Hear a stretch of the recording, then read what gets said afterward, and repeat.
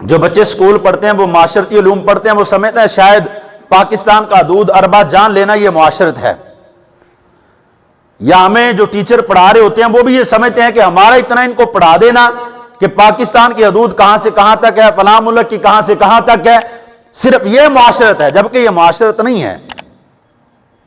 معاشرت کیا ہے اس کو حقیقت کے اندر جانو کہ حضور نبی اکرم صلی اللہ علیہ وسلم نے ہمیں جینے کا ڈنگ سکھایا ہے۔ آقا علیہ السلام نے لوگوں کے ساتھ اٹھنے بیٹھنے کا ڈنگ سکھایا ہے۔ حضور نبی اکرم صلی اللہ علیہ وسلم نے ہمیں بولنے چالنے کا ڈنگ سکھایا ہے، جس طرح کہ حدیث پاک کے اندر موجود ہے۔ حضور نبی اکرم صلی اللہ علیہ وسلم فرماتے ہیں کہ جیسا تم یہ ناپ تول کے اندر کمی بیشی کرتے ہو، حدیث پاک کا مفہوم ہے، جبکہ آیا مقدسہ کی طرف اگر جائیں نا تو قرآن مجید فرقان حمید کا 30واں پارہ اٹھائیں تو سورہ مطففین وہاں پر موجود ہے۔ مطففین کہا کہ ان کو کہا جاتا ہے وہ لوگ جو ناپ تول کے اندر کمی بیشی کرتے ہیں، اپنے لیے پیمانہ اور رکھتے ہیں، دوسروں کے لیے اور رکھتے ہیں، لینے والا پیمانہ اور دینے والا اور، ناپ تول کے اندر کمی کرنا۔ اللہ رب العزت کیا فرماتا ہے؟ وَيْلٌ لِّلْمُطَفِّفِينَ، فرمایا جہنم کی وادی ہے ان کے لیے جو ناپ تول کے اندر کمی بیشی کرتے ہیں، خرابی ہے ان لوگوں کے لیے جو ناپ تول کے اندر کمی بیشی کرتے ہیں۔ اب ہم نے نماز تو پڑھ لی، باہر نکلے ناپ تول کے اندر کمی ہے۔ ہم نے آ کر نماز پڑھی، دکان پہ گئے تو ہمارا ریٹ دنیا سے آگے جا رہا ہے۔ ہم نے نماز پڑھی، مصلی پر کھڑے ہوئے، ہم نے جہاں پر 10 رکعتیں پڑھنی تھی ہم نے 20 ادا کی، 7-10 نفل پڑھ کے گھر کو جا رہے ہیں، لیکن باہر نکلے تو ہم نے پھر کام وہی کرنا شروع کر دیے۔ جبکہ حضور نبی اکرم صلی اللہ علیہ وسلم کا فرمان علی شان کیا ہے؟ فرمایا جو تم اپنے لیے پسند کرو وہ مسلمان بھائی کے لیے پسند کرو۔ ہم اپنے ساتھ دھوکہ ہونا پسند نہیں کرتے۔ کوئی بندہ کہتا ہے کہ میرے ساتھ دھوکہ ہو، کوئی بندہ کہتا ہے گل میرے نال فراڈ ہوئے، کوئی بندہ یہ چاہتا ہی نہیں ہے کہ میرے ساتھ دھوکہ ہو، لیکن ہم میں سے ہر بندہ دوسرے کو دھوکہ ضرور دیتا ہے۔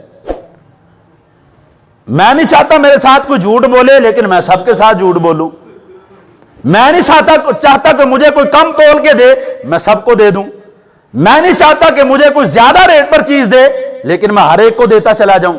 میں نہیں چاہتا کہ مجھے پانی ملا ہوا دودھ ملے، لیکن میں سب کو دیتا چلا جاؤں۔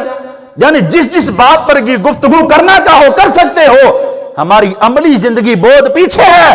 شریعت مطہرہ نے جن چیزوں کا حکم دیا اگر ان پر آج ہم نے عمل کیا ہوا ہوتا تو قسم ہے رب کعبہ کی اللہ ہمیں دنیا اور آخرت میں عزت کے تاجوں سے نواز دیتا۔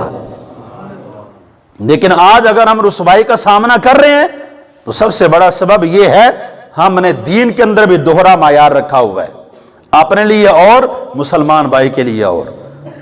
تو آئیں آج ہم یہ عہد کریں کہ خالق کائنات جتنی زندگانی باقی ہے نا، ہم اس کو تیرے اور تیرے محبوب کے حکم کے مطابق گزارنے کی کوشش کریں گے۔ بولیں ذرا انشاءاللہ، کیونکہ اس چیز کی ضرورت ہے۔ فقط یہاں پر آپ فضائل سن کر چلے جائیں، یہاں پر میں آپ کے سامنے بڑی بڑی فضیلتیں، کرامتیں، معجزات بیان کروں، یہ بھی ایمان کا حصہ ہے، اس کے ساتھ ایمان کو تر و تازگی ملتی ہے، لیکن ایمان کی مضبوطی اعمال کی صلاح کے اندر ہے، ایمان کی مضبوطی اعمال کی درستگی کے اندر ہے۔ تو لہٰذا آئیں آج یہ عہد کریں کہ ہم کسی کے ساتھ دھوکہ دہی نہیں کریں گے، کسی کے ساتھ فراڈ نہیں کریں گے، کسی کا ساتھ جھوٹ نہیں بولیں گے، وعدہ خلافی نہیں کریں گے، کسی کے ساتھ دھوکہ دہی نہیں کریں گے، کسی کو تکلیف نہ پہنچائیں گے، ہمارا رب ہم پر راضی ہوگا، کسی کا حق نہ کھائیں گے، ہمارا اللہ ہم پر راضی ہوگا، کسی کی زمین نہ ہتھیائیں گے، ہمارا اللہ ہم پر راضی ہوگا، کسی کے حق پر ڈاکہ نہ ڈالیں گے، ہمارا اللہ ہم پر راضی ہوگا۔ تو یہ آج عہد کریں کہ اے خالق کائنات جو پیچھے ہوا اس کی معافی کر دینا، اور آئندہ زندگی کے اندر کبھی یہ کوشش نہیں کریں گے کہ کسی کے ساتھ کچھ ایسا ہو۔ دعا ہے اللہ رب العزت کی بارگاہ میں کہ خالق کائنات ہمیں اعمال صالحہ کی توفیق عطا فرمائے۔ وآخر دعوانا الحمدللہ رب العالمین۔